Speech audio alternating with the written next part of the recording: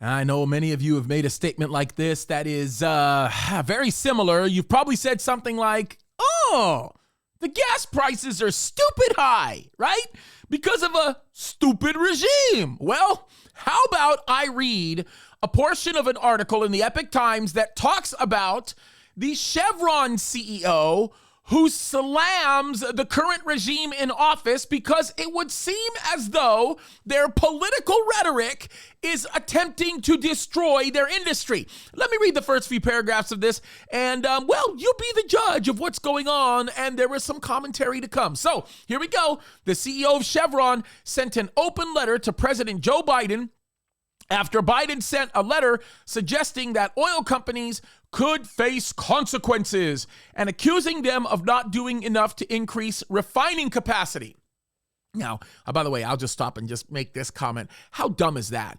They're accusing the oil companies of not increasing their refining capacity when they threaten to destroy them if they attempt to do anything of a sort because they don't want them to produce oil.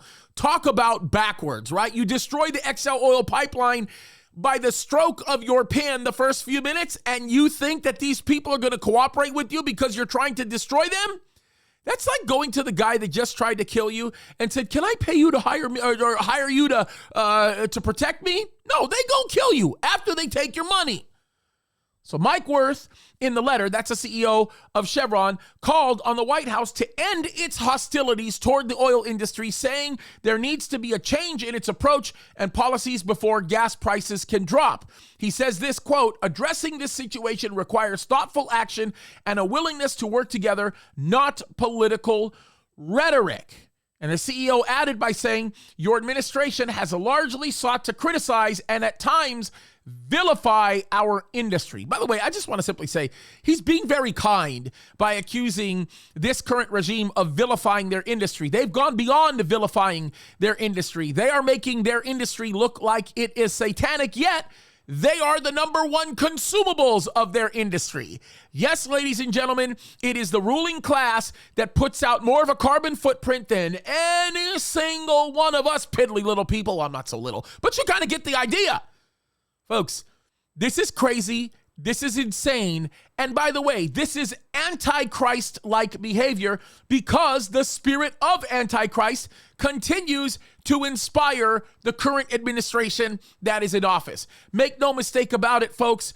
Truth is truth, lies are lies, and God most definitely will not be taking their alibi. I can tell you that right now. Folks, things are continuing to come to the light as it gets darker. You need to understand, we cannot accept this. We need to stand against it. The Bible tells us in 2 Thessalonians chapter 2, verse 3, that we are the restraining force, right? Actually, it tells us that later on in 2 Thessalonians chapter 2. In verse 3, it actually tells us that the final Antichrist can't even be revealed until we are raptured. And the reason for that is because we are the restraining force.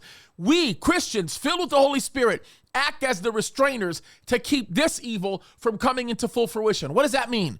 Time to take a stand. Time to speak out against these things. Time to make it a point to educate people concerning this stuff. Why? Not because we think we can change a country. I hope we can, but I don't think we can. I think we have an obligation to do it no matter what because God has called us to. All right? With that said, understand, Jesus is coming soon, and we need to be acting according to that knowledge. God bless you guys.